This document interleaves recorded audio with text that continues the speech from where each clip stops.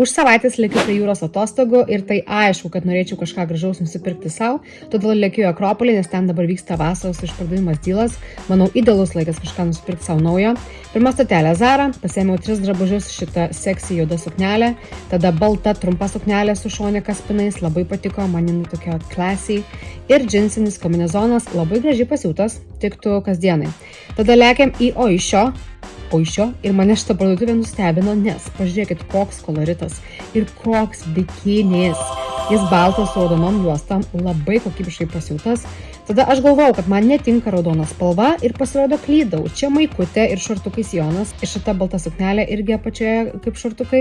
Labai patogu ir nešiokit baltą spalvą vasarą, nebijokit jos. Ir galutinė stotelė Stradivarius, matavausi tokį setą rudą, maikutė ir sijonas šortai.